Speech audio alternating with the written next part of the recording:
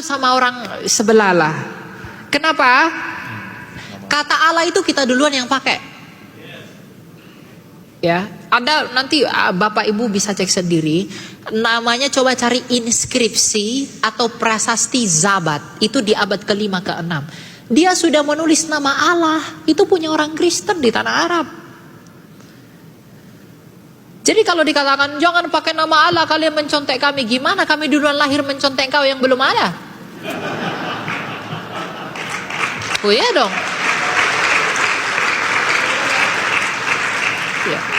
Ya, Bapak yang baju orange di sana tadi kan bilang Juma selalu bilang begitu. Dia bilang apa? Senjatanya. Jangan gunakan Allah, gunakanlah Theos. Nah, kenapa kami gunakan Allah? Emang tanah Arab itu punyamu? Kami duluan di sana, brother. Kami duluan di sana. Makanya ada ini salib yang saya pakai ini. Salib Koptik. Mesir, tanah Arab. Mereka ibadah pakai bahasa Arab. Ya Allah, Allah.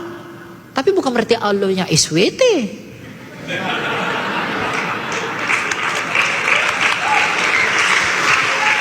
Allah kita adalah Sang Bapa yang Maha Kuasa bersama dengan firman-Nya Yesus Kristus dan Roh-Nya yang bukan Allah mereka. Kita menghargai lah Allah mereka, punya Allah ya silakanlah. Ya tapi jangan mengklaim gitu loh.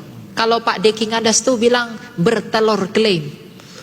Ya, tapi tidak pecah-pecah itu telur. Karena tidak ada pembuktian.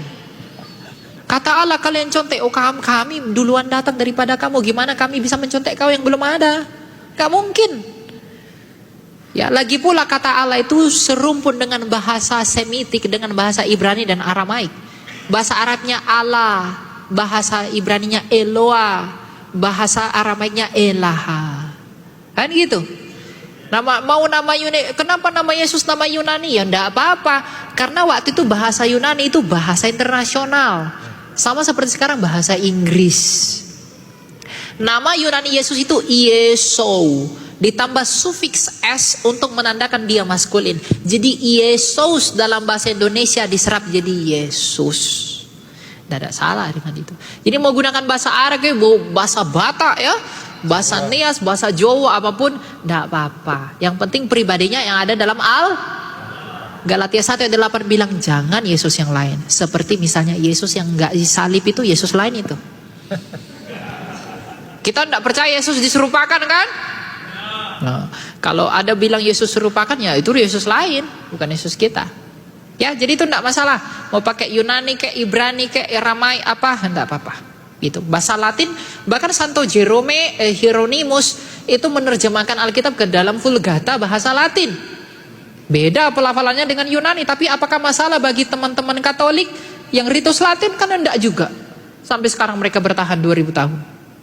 Nah, gitulah, ya. Jadi jangan mau dimakan klaim-klaim sebelah, ya.